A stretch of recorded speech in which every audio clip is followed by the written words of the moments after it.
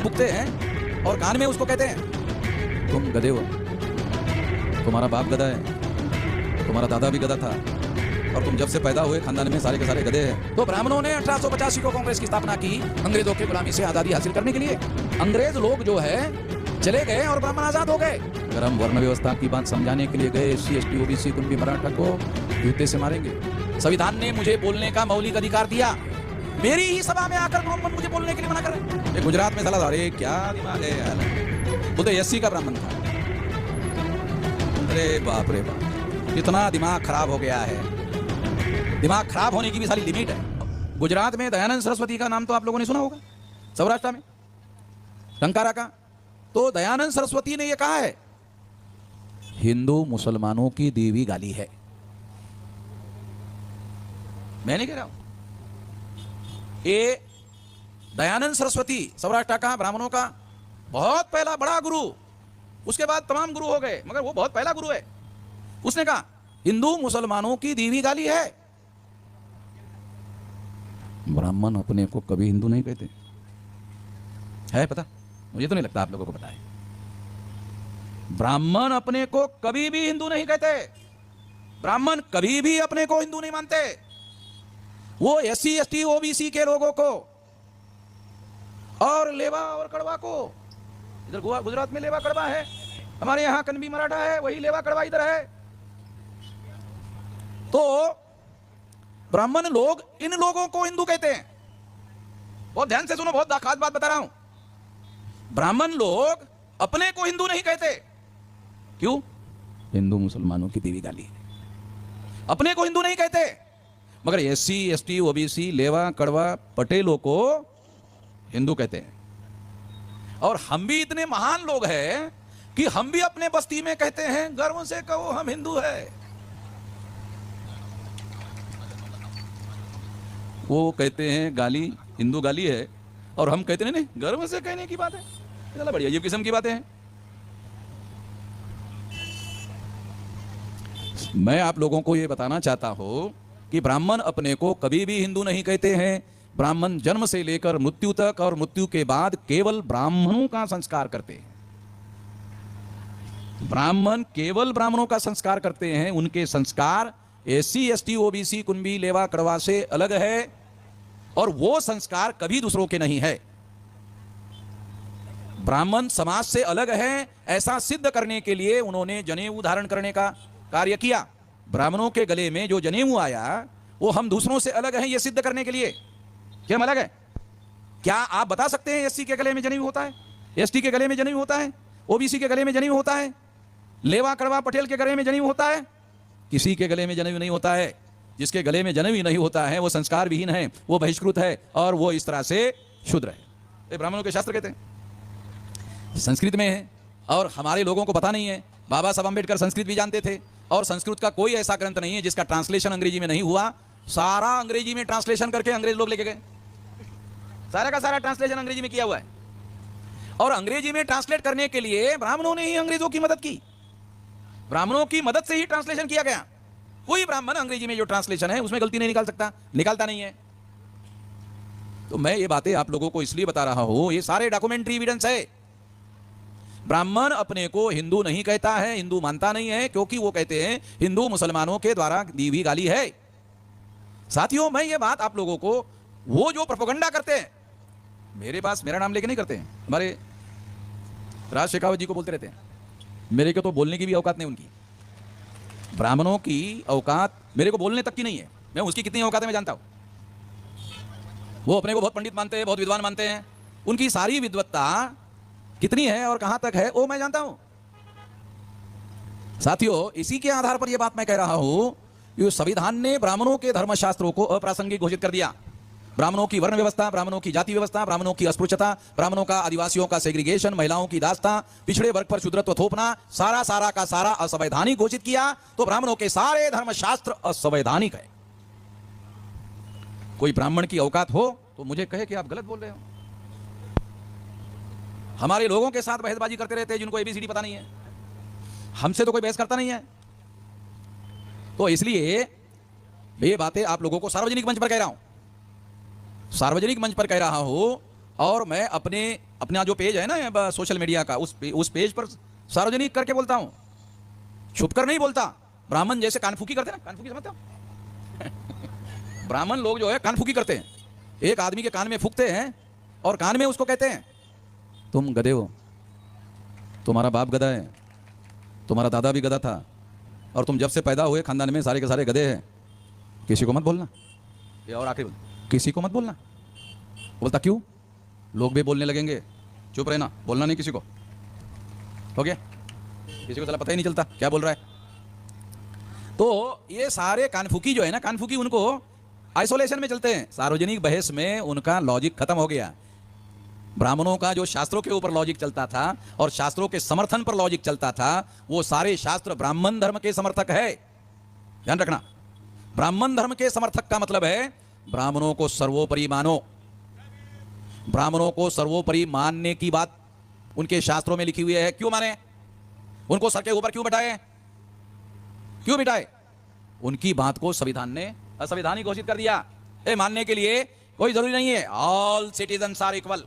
भारत के संविधान ने ये घोषित कर दिया, ऑल सिटीजन्स आर इक्वल, सारे के सारे नागरिक समान है और उनको संविधान के अनुसार समान माना जाएगा, और उनको जो समान अधिकार है वो समान अधिकार घोषित किया जाता है। और इसकी आर्टिकल 32 के तहत गारंटी दी गई है। अगर कोई वकालत करने वाला वकील है तो ये भाषा मेरी उनको समझ में आएगी कि आर्टिकल 32 के तहत कोई आदमी के अधिकार अगर डिनाई किए गए तो हाई कोर्ट, सुप्रीम कोर्ट में जाकर बहाल किए जा सकते हैं। किसी को भी अगर ब्राह्मण बहुत पवित्र है, ब्राह्मण कहते हैं पवित्र है, फिर भी उनको गंगा में नहाना पड़ता है। ये तो साला मुझे समझ में नहीं आता, आज तक समझ में नहीं आया। जो खुद ही जन्म से पवित्र है उसको गंगा में नहाने की क्या जरूरत है? जो जन्म से पवित्र है उसको गंगा में नहाने की क्या जरूरत है? उनके ऐसे नहाने हजारों साल के नहाने से राज कपूर को गंगा मैली हो गई, फिल्म बनानी पड़ी। ये जो अपवित्र लोग, इतना गंदा इकट्ठा हो गया, सारी गंदगी इकट्ठा हो गई, तो इसलिए उसको कहना पड़ा कि गंगा मैली हो गई, सारा मैल उधर इकट्ठा हो गया करके। तो साथियों, मैं आप लोगों को एक और महत्वपूर्ण बात समझाना चाहता हूं, बताना चाहता हूं। वो ये है कि आने वाले समय में हम लोगों को आंदोलन चलाने की जरूरत है, और ये आंदोलन के लिए हम लोगों को जगाने की जरूरत है, हमारे लोगों को जोड़ने की जरूरत है, और जोड़कर शक्तिशाली संगठन बनाने की जरूरत है। मैंने बामसेप नाम का संगठन बनाने के लिए 48 साल का लंबा समय लगाया और 625 जिलों में संगठन बनाया, 32 राज्यों में। अभी 2030 तक हम लोग 6 लाख गांव का संगठन बनाने की दिशा में आगे बढ़ रहे हैं। और जब 6 लाख गांव का संगठन बनेगा तो जिस तरह से 9 अगस्त 1942 को गांधी जी ने अंग्रेजों के विरोध में आंदोलन चलाया था, वो आंदोलन था अंग्रेजों चले जाओ। आप लोगों ने, गुजरात के लोगों को क्या बताना अभी गांधी जी ने क्या किया तो मालूम ही होगा। 9 अगस्त 1942 को गांधी जी ने क्विट इंडिया मूवमेंट, भारत छोड़ो आंदोलन शुरू किया और अंग्रेजों को कहा भारत छोड़ो। ये आंदोलन गांधी जी ने 9 अगस्त 1942 को किया था। तो अंग्रेजों ने गांधी जी को पूछा क्यों छोड़े? गांधी जी ने कहा तुम विदेशी हो। तो अंग्रेजों ने कहा गांधी जी एक बात कहे, आप बुरा तो नहीं मानेंगे? कि नहीं, कहो, आप भी विदेशी हो, तो आप हमको छोड़ने के लिए क्यों कह रहे हो? आप क्या करने वाले हो? नहीं, आप लोगों के जाने के बाद ये सारा का सारा मैं SC ST OBC और माइनॉरिटी के लोगों को ये भारत सौंप दूंगा। गांधी जी ने ऐसा नहीं किया, पंडित जवाहरलाल नेहरू को सौंप दिया, नॉमिनेट किया, पंडित जवाहरलाल नेहरू को नॉमिनेट किया। इस नॉमिनेशन का परिणाम क्या हुआ जानते हो? आज के तारीख में आप लोग सुनकर हैरान हो जाओगे, 90% तक आज जो भारत की संसद है, भारत का पार्लियामेंट है और भारत का सेक्रेटरीट है, भारत की न्यायपालिका है, भारत का मीडिया है, ये लोकतंत्र के 4 पिलर हैं। विधायिका, जहां MLA और MP चुनकर जाते हैं, कानून बनाते हैं। दूसरा है कार्यपालिका, ये IAS IPS IRS अधिकारियों से बनता है, और इसके लिए यूनियन पब्लिक सर्विस कमीशन में परीक्षा देकर लोग पास जाकर बाकायदा उन लोगों को, मैंने कहा जहाँ एस्ट्रोलॉजी खत्म होता है वहाँ से वास्तु शुरू हुआ से। ये वर्ड मैं क्यों यूज कर रहा हूँ? क्या हम कुंडली को बदल सकते हैं? ड्यूटी करनी पड़ती है। तो इस तरह से एग्जीक्यूटिव का निर्माण किया गया। ये लोकतंत्र का दूसरा पिलर है। तीसरा पिलर है, अगर कार्यपालिका और विधायिका के बीच में अगर कोई टकराव पैदा हो गया, जनता और कार्यपालिका के बीच में कोई टकराव पैदा हो गया, तो उस पर फैसला लेने के लिए न्यायपालिका बनाई गई। और चौथा पिलर बनाया गया मीडिया। इन सारी बातों के बारे में जनता को जागृत करने का कार्य मीडिया का है, मीडिया को यह काम करना है, इसके लिए मीडिया बनाया गया। तो ये लोकतंत्र 4 पिलर पर खड़ा है। अगर ये 4 पिलर पर लोकतंत्र खड़ा है तो चारों पिलर पर आजाद भारत में ब्राह्मणों ने कब्जा किया है। देखो, कांग्रेस 1885 को बनी और बनाने का काम चटर्जी, मुखर्जी, बनर्जी, गोखले, तिलक, आगरकर, इन ब्राह्मणों ने कांग्रेस को बनाया। जब बनाया तो उस समय 1848 को ज्योतिराव फुले, उस समय हमारे नेता बाबा साहब अम्बेडकर नहीं थे, तो बाबा साहब अम्बेडकर पैदा नहीं हुए थे, ज्योतिराव फुले हमारा नेतृत्व कर रहे थे। तो ज्योतिराव फुले को उन्होंने कांग्रेस में लाने की कोशिश की। ज्योतिराव फुले ने कहा कि ये जो तुम्हारा नेशनल कांग्रेस है, ये जो राष्ट्रीय सभा है, ये राष्ट्रीय सभा नहीं है, ये ब्राह्मण महासभा है, मैं आने वाला नहीं हूँ। ज्योतिराव फुले ने कांग्रेस में शामिल होने से इनकार कर दिया था। ये रिकॉर्डेड फैक्ट है और रिकॉर्ड में ज्योतिराव फुले ने लेटर लिख करके न्यायमूर्ति रानडे को लिखा हुआ लेटर उपलब्ध है, डॉक्यूमेंट्री एविडेंस बता रहा हूं, काल्पनिक बातें नहीं है। तो ब्राह्मणों ने 1885 को कांग्रेस की स्थापना की अंग्रेजों के गुलामी से आजादी हासिल करने के लिए, और फिर अंग्रेज लोग जो है चले गए और ब्राह्मण आजाद हो गए। अंग्रेज चले गए, ब्राह्मण आजाद हो गए। तो इस तरह से ब्राह्मणों का आजाद भारत में संगठन निर्माण हुआ और इस तरह से उन्होंने संगठन के आधार पर, संगठन शक्ति के आधार पर हम लोगों को गुलाम बनाने के लिए राज्य शक्ति का इस्तेमाल किया और लोकतंत्र के चारों पिलर पर कब्जा किया। और ऐसा करने के लिए ब्राह्मणों ने एससी, एसटी, ओबीसी को हिंदू बनाने का काम किया। हिंदू बनाने के लिए ब्राह्मणों ने क्या किया? क्या ब्राह्मण लोग क्रिश्चियनों की तरह, मुसलमानों की तरह, बुद्धिस्ट लोगों की तरह जाकर अपने धर्म की विशेषता प्रचार करके समझाते हैं? बिल्कुल नहीं। आपने कभी सुना कोई ब्राह्मण किसी गैर ब्राह्मण के घर में जाकर, लोगों को जाकर उन्होंने अपना श्रेष्ठ धर्म है, हमारा वर्ण धर्म श्रेष्ठ धर्म है, हमारा जाति धर्म श्रेष्ठ धर्म है, हमारा अस्पृश्यता मानने वाला धर्म श्रेष्ठ धर्म है, और महिलाओं को दास बनाने वाला धर्म श्रेष्ठ धर्म है, ओबीसी को शूद्र मानने वाला धर्म श्रेष्ठ धर्म है, ऐसा जाकर कभी किसी ब्राह्मण ने किसी को समझाकर हिंदू नहीं बनाया। फिर हिंदू कैसे बनाया है सवाल है। फिर हिंदू कैसे बनाया? हिंदू बनाने का क्या तरीका है? हिंदू बनाने का तरीका उन्होंने डेवलप किया कि समझाकर इनको हिंदू नहीं बनाया जा सकता। अगर हम वर्ण व्यवस्था की बात समझाने के लिए गए, SC, ST, OBC, Kunbi, Maratha को जूते से मारेंगे, समझाकर नहीं बनाया जा सकता। तो हिंदू मुसलमान को आपस में भिड़ा दिया।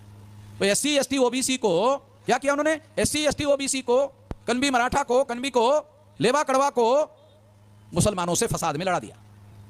जैसे ही फसाद होता है, फसाद होने के बाद दूसरे दिन जाओ और पूछो कौन हो? हिंदू। जो कल तक SC, ST, OBC, Kunbi, Maratha, लेवा कड़वा था, वो फसाद के दूसरे दिन हिंदू हो गया। तो इसका मतलब है फसाद हिंदू बनाने का राष्ट्रीय कार्यक्रम है।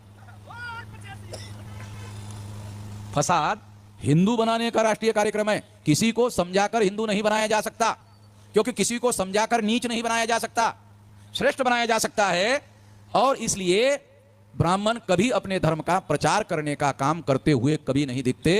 वो लोग, ब्राह्मण लोग, एससी, एसटी, ओबीसी, लेवा कड़वा को मुसलमानों के साथ भिड़ाते हैं, लड़ाते हैं, फसाद करवा देते हैं। फसाद की वजह से प्रतिक्रिया होती है। मुसलमान पर एससी, एसटी, ओबीसी और कणबी, मराठा, लेवा कड़वा की अगर प्रतिक्रिया हो मुसलमान पर, तो मुसलमान पर प्रतिक्रिया से हिंदू होता है। कोई एससी, एसटी, ओबीसी, कणबी, लेवा कड़वा समझाने से हिंदू नहीं होता, प्रतिक्रिया में हिंदू होता है। हिंदू मुसलमान के फसाद की वजह से जो प्रतिक्रिया होती है, वो प्रतिक्रिया में हिंदू होता है। और जब तक फसाद का प्रभाव रहता है तब तक हिंदू रहता है, और उसके बाद फिर SC, ST, OBC, Kunbi, Maratha हो जाता है, लेवा कड़वा हो जाता है। और जब वो फिर ऐसा होता है, फिर ब्राह्मणों को मौका देकर फिर फसाद करना पड़ता है। मैं आपको जो बात समझाना चाहता हूं वो बहुत महत्वपूर्ण बात है। देखो, हम लोग कानून और संविधान को मानते हैं। एक आदमी यहां बेडर होकर बैठकर ब्राह्मण सुन रहा है, हम उसको कुछ नहीं कह रहे, बैठो सुनो, वो तुम्हारा अधिकार है, संविधान ने दिया हुआ है, तुम सुनो, हमें कोई एतराज नहीं है। हम संविधान को मानते हैं, उसको भी अधिकार है सुनने का, वो मानना ना मानना उसकी बात है। तो मैं आप लोगों को ये मौलिक बात समझा रहा हूं कि जो ब्राह्मण लोग हैं वो कभी कोई किसी एससी, एसटी, ओबीसी लोगों को ब्राह्मण धर्म समझाने का काम नहीं करता है, क्योंकि ब्राह्मण धर्म समझाकर कोई आदमी हिंदू नहीं बन सकता। वो हिंदू मुसलमान के नाम पर जब फसाद होते हैं सारे देश भर में, वो फसाद के बाद हिंदू होता है, और शांति फैलने के बाद में फिर हिंदू बनाने के लिए दोबारा फसाद करने की जरूरत पड़ती है। एक बार फसाद होने के बाद दोबारा करने की जरूरत होनी चाहिए, मगर फसाद एक बार होने के बाद बंद नहीं होता, फिर दोबारा होता है। 6 महीने के बाद, साल भर के बाद, 2 साल के बाद में दोबारा फसाद होते रहते हैं। अरे सुनो, बार बार फसाद होते रहते हैं।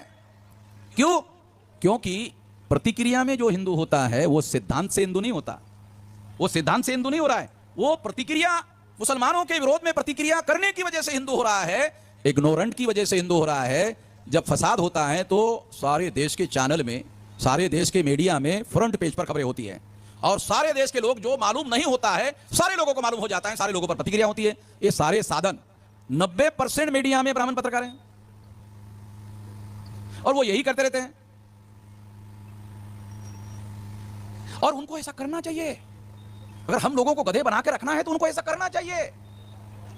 हमको उनको ऐसा गधे बनाकर रखना है तो उनको ऐसा करना चाहिए। और वो ऐसा करते हैं तो वो अपना वर्चस्व बनाए रखने के लिए करते हैं। वो हर ब्राह्मण को अपना वर्चस्व बनाए रखने के लिए, उनका बच्चा हो तो भी उस वहां से लेकर बूढ़ा, और कल मरने के लिए आ गया तो भी वो करते रहता है। तो ये काम हम लोग जो है समझकर काम करें। दूसरी एक और महत्वपूर्ण बात मैं आप लोगों को बताना चाहता हूं कि ये मामला केवल शेड्यूल कास्ट के लोगों का नहीं है, ये मामला केवल शेड्यूल ट्राइब के लोगों का नहीं है, ये मामला केवल नॉमिनेटेड ट्राइब का नहीं है, ये मामला अदर बैकवर्ड क्लासेस के ओबीसी का भी है। ओबीसी के लोगों को देखो, 26 जनवरी 1950 को संविधान लागू हो गया, शेड्यूल कास्ट को रिजर्वेशन लागू हो गया, शेड्यूल ट्राइब को रिजर्वेशन लागू हो गया, मगर ओबीसी के लोगों को कुछ नहीं मिला। ओबीसी के लोगों को कुछ नहीं मिला। जो ब्राह्मण ओबीसी को हिंदू कहते हैं उन्होंने हिंदुओं की लड़ाई नहीं लड़ी। यार हिंदुओं को भी कुछ दो, उनको भी कुछ अधिकार दो, उनको भी कोई आईएएस आईपीएस आईआरएस अधिकारी दो। ये लड़ाई भी हमको ही लड़नी पड़ी। ओबीसी की, अरे कुत्ते बिल्लियों की गिनती करते हैं, जानवरों की गिनती करते हैं, ओबीसी की गिनती नहीं करते।